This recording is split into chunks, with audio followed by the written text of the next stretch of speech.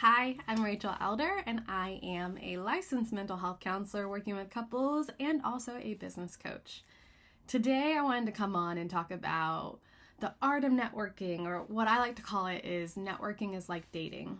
And I'm going to share a story from my first experience of getting out into the world as a new therapist. I started my career working community mental health and realized I needed a backup plan. And so my backup plan was private practice. I really wanted to make it in community mental health. I had this dream of being there for decades and changing the system. And unfortunately, if you've been there, I'll share in another post later on, it just wasn't sustainable for my life. I was burning out. I was so stressed, so anxious, so exhausted, so much of the time. And I realized I needed a backup plan. I needed something that if I really burnt out fully, that I could lean on or move towards. So I started doing private practice one day a week. At that time, I was primarily working with children and adolescents. I loved middle school and high school students. I loved the identity development phase. And so I started working like 4 10-hour days, or, I made a schedule work where I would get off about noon on Mondays, and I had the rest of the day to do private practice. Of course, when I opened my private practice doors, I didn't have like an influx of clients right away.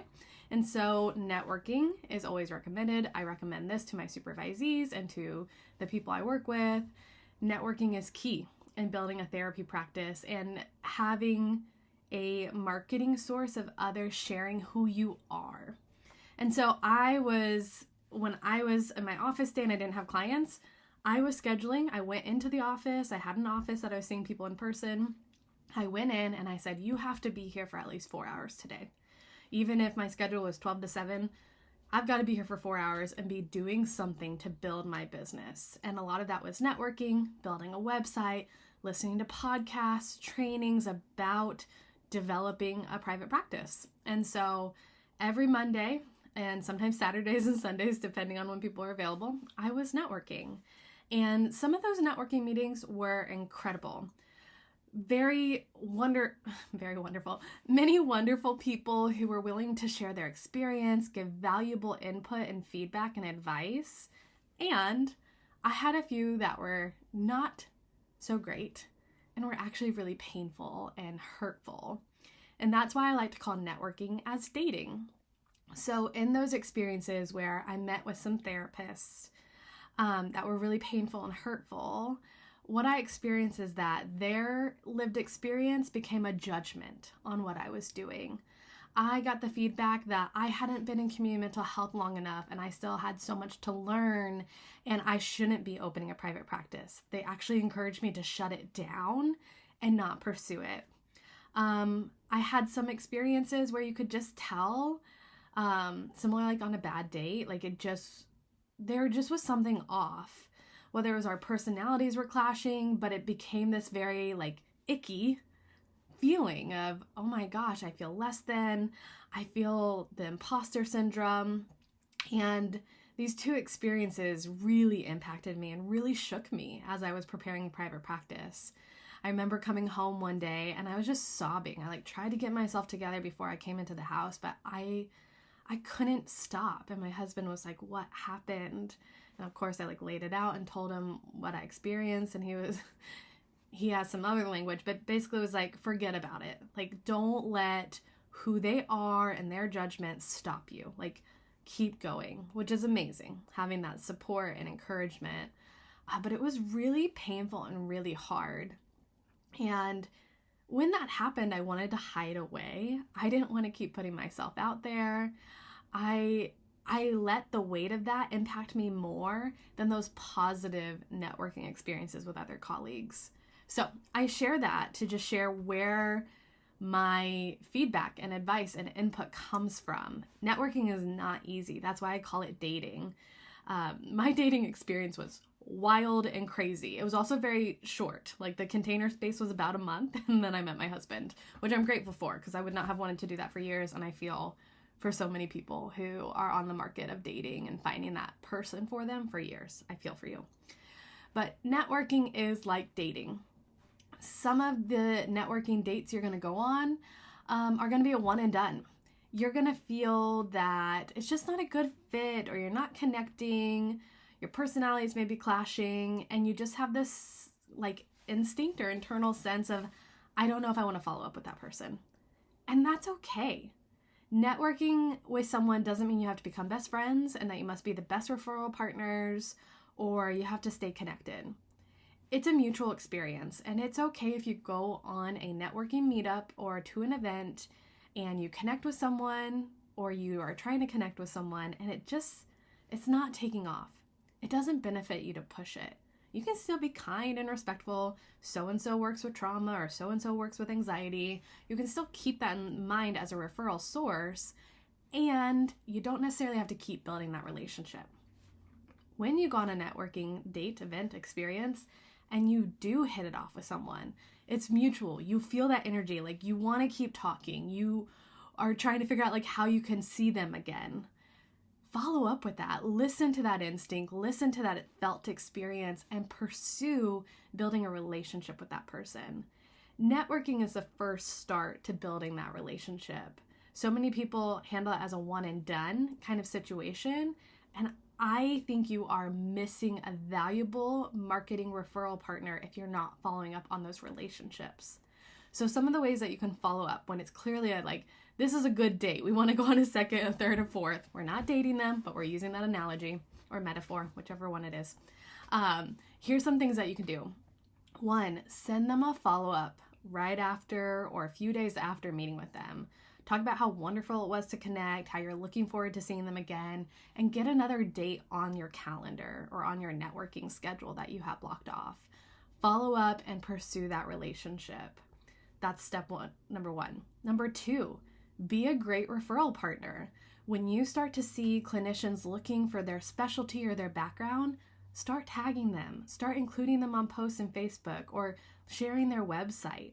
That also builds that relationship. You're building trust, you're building hope with one another, you're building that sense of, oh, this person really understood and was connected to me on that meeting, and now I want to refer to them too. That's another thing you could do. The third thing, you can start to schedule case consult groups with them where you have like a monthly or weekly or every other week follow-up to build that relationship. My pro tip or bonus tip is that when you schedule that follow-up, a second networking date or meetup, don't just focus on your work. Typically, when we do that first network meetup, we are sharing about who we are, who we love working with, who maybe is not a good fit. We spend a lot of it on the business side. When you go on the follow-up networking meetups with these people that you are hitting it off with, make it more personal. Get to know who they are. What are their likes, their interests, their hobbies? What do they do outside of being a therapist? What has been their lived experience in this work? What are the ways that they need to be encouraged or supported because this work can be hard? Build that relationship, just like dating. You want to be curious about them. You want to know more about them. You don't want to just know this part of them. That's what makes such a good referral partner.